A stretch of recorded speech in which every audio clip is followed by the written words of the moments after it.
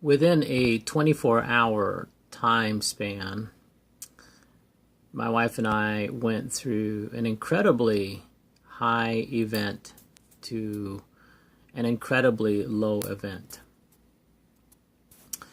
We had our first grandson.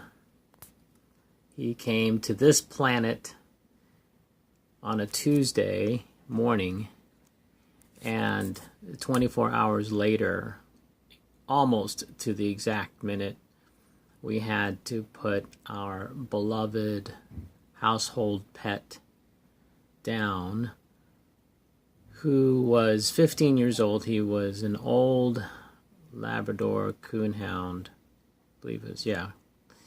And a family pet, beloved companion for a very long time, and just shy of 15 years old. And some of you who have gone through the couple of scenarios that I just described know exactly the dilemma that my wife and I went through.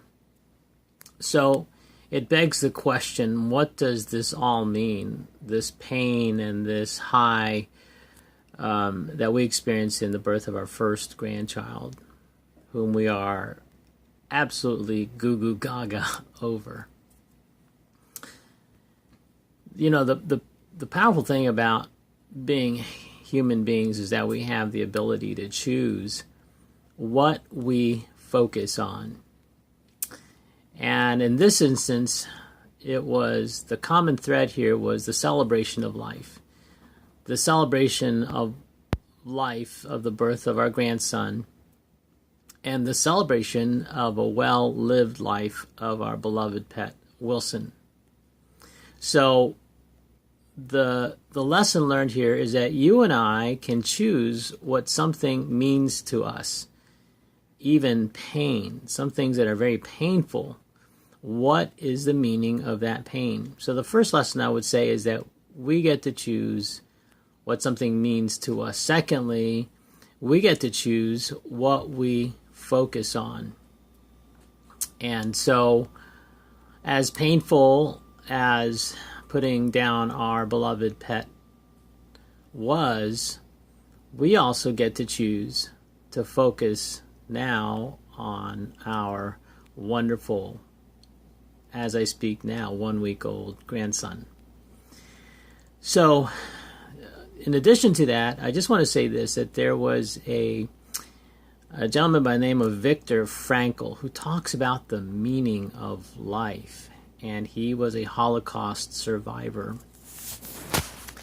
And the statistics of surviving Auschwitz or the Holocaust, all of that, the chances of surviving that were extremely low. I think the statistic was 1 in 25 would survive that horrific experience. And so it begs the question, what was it that caused those that survived to make it through that experience? And Viktor Frankl delineates this in his book, The Meaning of Life. And one thing that I do remember, and I haven't read the book yet, but it's certainly on my long list of books to read, and that is that he and those that survived made a vow. It became more than just a matter of surviving for them. It became a matter of a great cause, and that cause was to make sure that this would never, ever again happen to the Jewish people. And it became this driving force for them to struggle, to survive, to live, whereas the other 24 of the 25, statistically speaking, was that they basically gave up. And they said, well, this is our lot in life. This is just the way it is.